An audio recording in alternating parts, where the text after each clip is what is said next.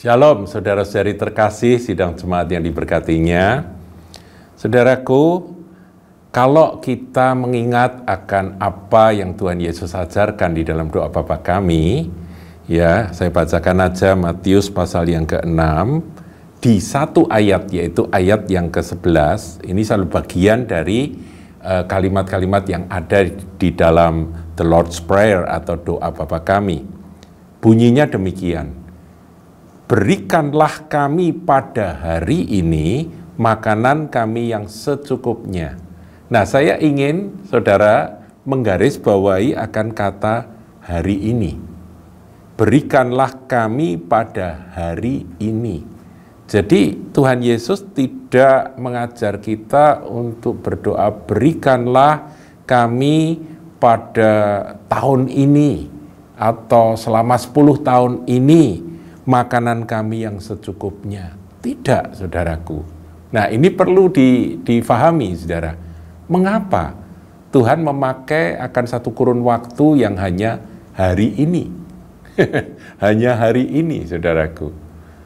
Nah, ini memang berjalannya iman yang Tuhan kehendaki itu adalah iman day by day.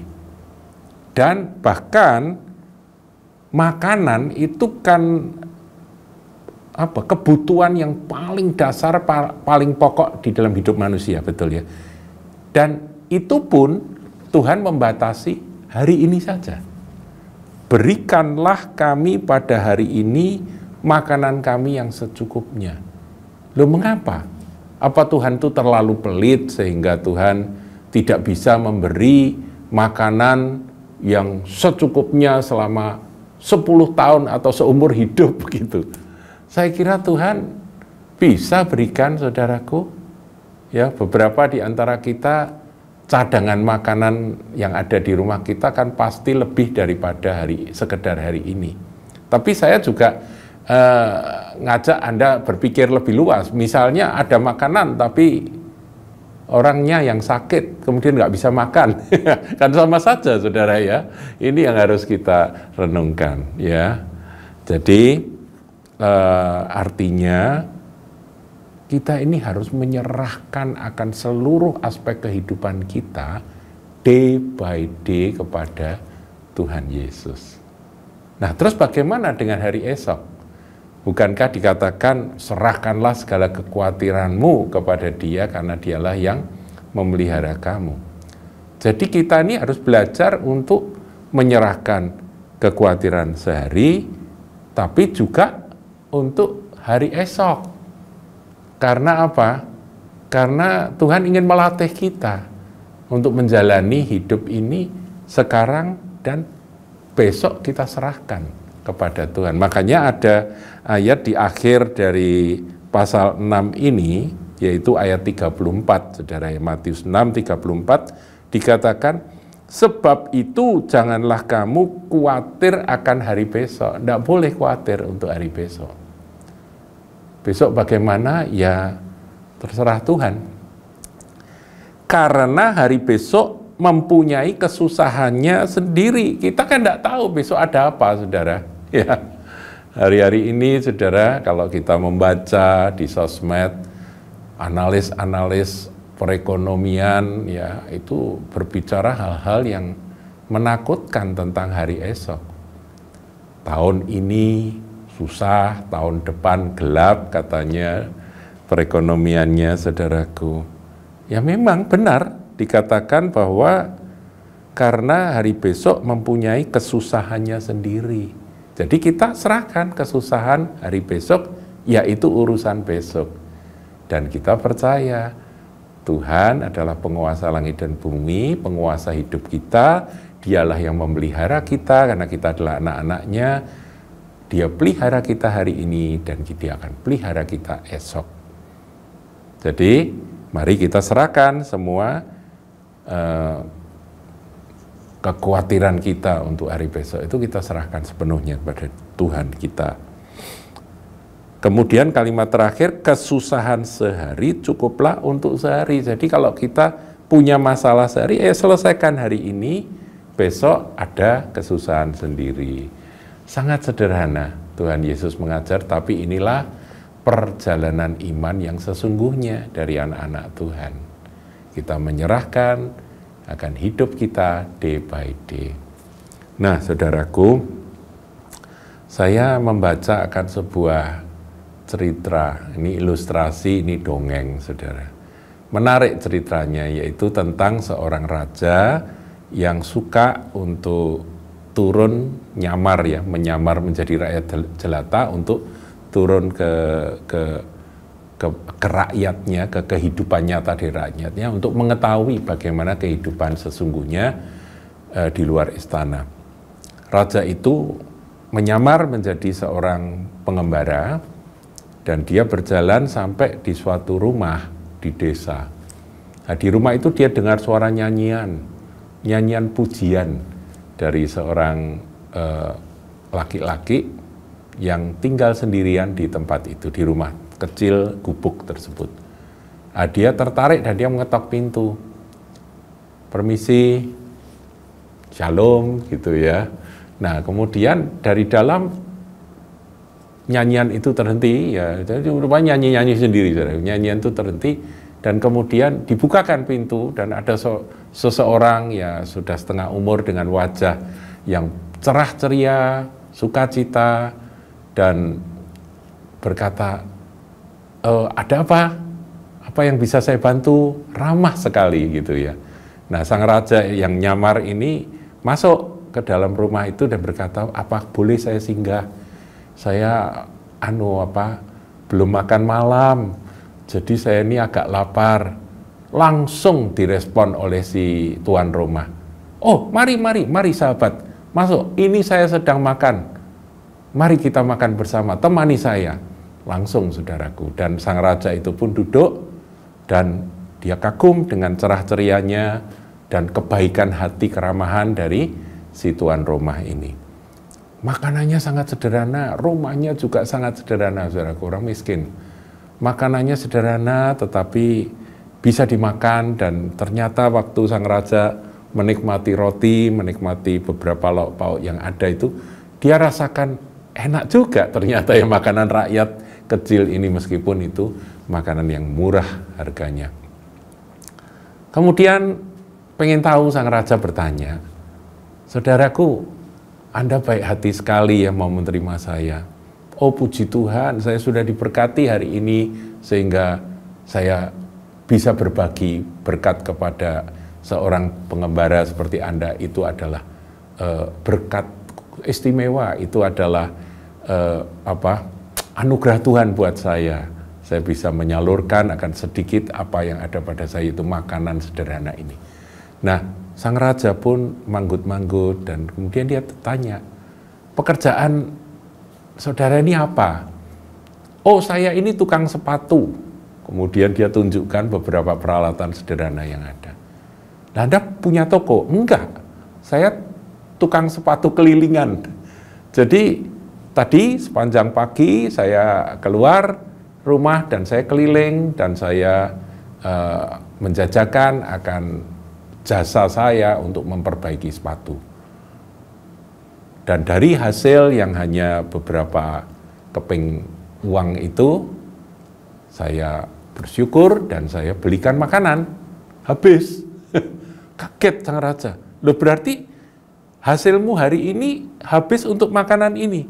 Iya, puji Tuhan. Masih cukup untuk berdua. Ketawa lagi. Haleluya gitu. Ini orang luar biasa, saudara. Sang raja geleng-geleng kepala. Dan sang raja pun akhirnya berpamitan. Raja pamitan, rajanya itu balik ke istana, dia merenung. Coba aku uji dia. Apa yang akan terjadi berikutnya? Besoknya dia keluarkan pengumuman melalui anak buahnya, melalui prajuritnya, dia keluarkan pengumuman bahwa penjajah jasa perbaikan sepatu kelilingan diwajibkan punya sertifikat. Yang tidak punya sertifikat dilarang untuk menjajakan jasa perbaikan sepatu. Nah, pengumuman itu sampai kepada tukang sepatu ini. Nah, malam harinya sang raja kembali datang ke rumahnya. Dia ketok pintunya. Masih ingat saya sahabat, kemarin saya lewat sini dan saya mampir. Oh, mari silakan. Wah, Anda teman baru saya. Nggak tahu bahwa itu raja, saudaraku ya. Anda teman baik saya. Mari makan-makan. Makanan yang sama yang disajikan kemarin ada di depan mata dari sang raja. Saya berkata, saya lapar, saya boleh makan. Silakan. Mereka berdua makan dan mereka berbincang-bincang. Dan seperti nggak ada masalah. Sang raja heran. Kemudian sang raja pura-pura tanya, loh, bukankah ada pengumuman dari raja bahwa hari ini tukang sepatu keliling harus punya license, punya sertifikat. Kalau nggak punya sertifikat nggak boleh kerja. Lah Anda kok bisa makan? Nah, saya begitu dengar pengumuman tadi pagi, saya tahu saya nggak bisa keliling. Saya tahu saya nggak bisa memperbaiki sepatu lagi. Maka saya langsung ambil ember, saya pergi ke sumur, dan saya timba sumur, ya, dan kemudian saya jajakan kepada teman-teman, tetangga-tetangga mereka yang membutuhkan. Dan mereka ternyata menyambut. Dan saya terus jual air. Dan dari jual air itu, saya bisa beli makanan ini. Dan Anda, sobat baru saya, Anda bisa makan bersama dengan saya. Haleluya. Luar biasa, optimis sekali, saudaraku. Sang raja geleng-geleng kepala. Raja pulang ke istananya, dia pikir, harus diuji lagi. Pengumuman besoknya keluar. Ada peraturan baru, sumur milik rakyat tidak boleh diperjualbelikan. Jadi orang dilarang jualan air. Waduh, makan apa ini ya? Si tukang sepatu ini. Sang raja kemudian malamnya datang. Peristiwa yang sama terulang lagi. Dia dipersilahkan masuk dan ada makanan. Ditanya, saudaraku, ada aturan baru, Anda tidak bisa jualan air. Kok Anda bisa makan? Nah begini, begitu pengumuman datang bahwa dilarang berjualan air, saya langsung pergi ke hutan, saya tebang pohon, dan kayu bakar saya buat, saya potong-potong, saya jajakan kepada tetangga-tetangga sekampung. Dan ternyata mereka membutuhkan, ada yang beli 1 ikat, 2 ikat dari kayu-kayu tersebut. Dan saya pun dapat mengantongi beberapa keping uang, dan itulah yang bisa kita makan bersama malam hari ini. Sang raja geleng-geleng kepala, ini orang luar biasa. Ditanya, lah terus besok bagaimana? Besok firman Tuhan katakan kesusahan sehari cukup sehari. Dan saya mengatasi kesusahan dari yang kemarin, ada aturan baru, saya ada jalan keluar. Ada aturan baru, saya ada jalan keluar. Kesusahan sehari cukup untuk sehari. Dan kalau besok urusan Tuhan. Karena saya belajar doa Bapa kami, makanan itu untuk hari ini. Luar biasa, saudaraku ya. Sang raja balik ke istananya. Masih ingin menguji, ini orang hebat, aku pengen tahu akhir ceritanya. Dibuatlah peraturan. Semua penebang hutan harus ditangkap dan mereka harus mengabdi menjadi prajurit karena dianggap mereka orang-orang kuat. Peraturan itu dibuat. Nah, dia dijemput, saudaraku, karena dia sudah ketahuan dia menebang hutan, ya menebang kayu di hutan, dia ditangkap, dibawa ke istana. Kemudian dia dijadikan prajurit. Dilatih, saudaraku. Seharian dia cuma latihan menggunakan pedang, latihan untuk ya bagaimana seorang prajurit itu harus punya keahlian. Tapi ketika dia selesai sehari latihan, pulangnya tidak dikasih duit. Kasihan sekali ya. Itu memang settingan dari sang raja. Sang raja pengen tahu bagaimana dia mengatasi masalahnya. Kalau biasanya ada 1 hari dia bisa bekerja, sekarang harinya sudah diambil oleh raja untuk dia dilatih menjadi prajurit, ya kan? Kemudian dia pulang ke rumah. Itu kan sore saudaraku ya, sore jam jam kerja itu ya. Sudah pulang latihan dia pulang ke rumah. Nah dalam perjalanan pulang si tukang sepatu ini dia hanya membawa pedang dari kerajaan karena dia sudah jadi prajurit, tapi tidak digaji. Lah makan apa dia malam itu? Dia lihat pedangnya itu, mata pedangnya dia mampir di di toko tukang pandai besi ya, pandai besi dia mampir, kemudian dia jual itu mata pedangnya saja, gagang pedangnya tidak, saudaraku. Jadi itu dicabut kemudian dijual. Dari hasil penjualan itu dia punya uang, dia beli makanan dan pulang rumah. Sang raja datang lagi sebagai pengembara, datang lagi. Loh, Anda sahabat baruku datang lagi. Mari silahkan, monggo kita makan bersama. Loh, Anda makan apa? Makanan dikeluarkan, makanan sederhana. Dan mereka pun makan sambil bersyukur dan bergembira, ngobrol. Ditanya, Anda tidak khawatir kalau ketika tadi saya dengar bahwa Anda ditangkap jadi seorang jadi seorang prajurit, Anda terima gaji? Tidak. Lah terus bagaimana? Nah ini saya akali, saya jual pisau pedangnya. Jadi mata pedangnya itu saya jual untuk makan. Nah terus pedangnya, nah dia ambil pedang dengan sarungnya, dia cabut, serut, rupa-rupanya diganti dengan kayu. Pedang kayu, saudaraku. Serut gitu pedang kayu. Loh, kok bisa jadi pedang kayu? Iya, tadi dalam perjalanan saya ambil kayu, terus saya buat, saya bisa membuat pedang kayu saja. Saya masukkan, kan nggak kelihatan. Tetap saya bawa pedang, kan begitu. Besoknya, saudaraku, pagi-pagi, ya rajanya pulang, rajanya masih menguji dia. Besoknya, dia dijemput oleh beberapa prajurit, ada tugas untuk Anda. Tugas apa? Saya tidak punya salah apa-apa. Ini bukan kesalahan, ini tugas. Yaitu Anda harus mengeksekusi seseorang dengan memotong leher orang tersebut dengan pedang Anda. Bukankah Anda seorang prajurit? Ini perintah. Waduh, dia gemetaran, saudaraku. Orang ini seoptimis apapun ketika diberhadapkan dengan hal seperti itu, dia gemetaran. Ketika sampai ke istana, saudaraku, sampai ke kerajaan, dia benar-benar ada seorang yang mau dieksekusi. Dia bingung, saudaraku, bagaimana nih? Kemudian dia berkata, ini pedangnya kan sudah ganti kayu. Dia punya ide begini, dia teriak, Tuhan, Engkau yang maha baik, maha kuasa. Engkaulah yang telah membuat segala mujizat apapun, mujizat bagi Daniel yang menutup mulut singa, mujizat bagi Musa yang membelah laut merah. Wah, dia kayak khotbah begitu, saudaraku ya. Sekarang saatnya Tuhan, kalau aku memang harus membunuh orang ini, biar orang ini mati, terpenggal.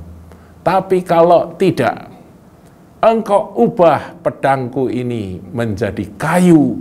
Langsung dia cabut. Dan memang kayu, saudara. Licik juga ya dia ya, nakal juga. Pada waktu itu, saudaraku, sebelum dia mengayunkan pedang kayunya itu, sang raja dari tahtanya itu dia langsung berteriak, stop! Dia berlari ke bawah, dia peluk sahabatnya itu. Sahabatnya tentunya kaget, si tukang sepatu kaget. Loh, kok kamu? Orang yang tiap malam dolan ke rumahku makan bareng, kok ternyata dialah sang raja. Dan rajanya berkata, kamu sudah melewati begitu banyak ujian. Mulai sekarang, kamu akan makan bersama-sama dengan saya setiap hari. Saudaraku, ini dongeng, lucu ya dongengnya. Tapi saya pikir kalau kita bisa menjalani kehidupan serileks dan seyakin akan kasih dan pemeliharaan Tuhan seperti orang itu, seperti tukang sepatu itu. Bukankah hidup ini mudah, saudaraku? Ya kan? Yang bikin sulit itu kan pikiran kita sendiri, sungut-sungut kita, gerutuan kita itu yang bikin sulit. Kalau kita percaya Tuhan pasti memelihara, Tuhan pasti memberkati, ya jalani aja hidup ini. Bukankah firman katakan, berikanlah kami pada hari ini makanan kami yang secukupnya. Kemudian sebab itu janganlah kamu khawatir akan hari besok, karena hari besok mempunyai kesusahannya sendiri.